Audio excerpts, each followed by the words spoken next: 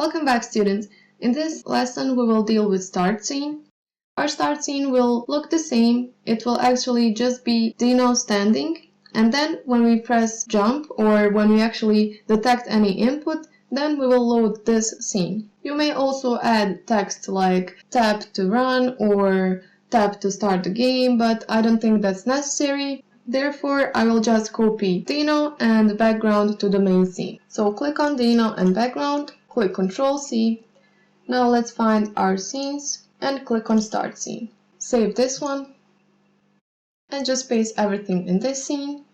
First thing we need to do is remove scripts from both Dino and background. So background removes component and Dino remove Dino.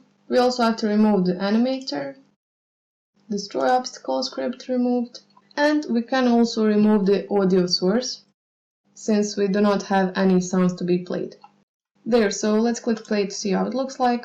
Dino needs to just stand there. Okay, excellent. Now, we will add another script that will be called Dino Start. So click on our Dino, add component, Dino Start. Let's add this script to our scripts folder and let's open it. So first thing we will add is that we are using scene management. So using Unity Engine scene management. Then in our update method, we can delete the start method.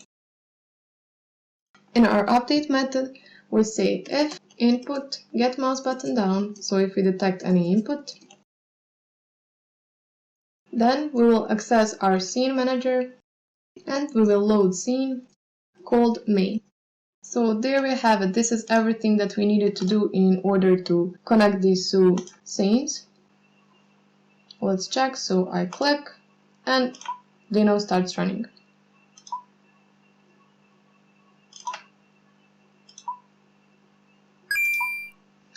Okay, great. Now I will show you how this game looks like on my phone.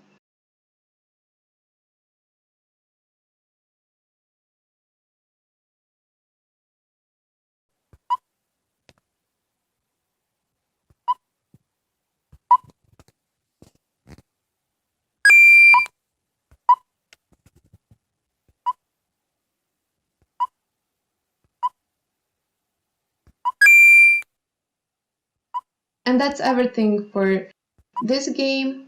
I hope you liked it and I hope you learned something new. I also hope that you applied a few lessons that you learned from other projects that we did and that we showed you. And overall, if you have any questions, feel free to ask us. We will be there for answering all of your questions. See you at the next course.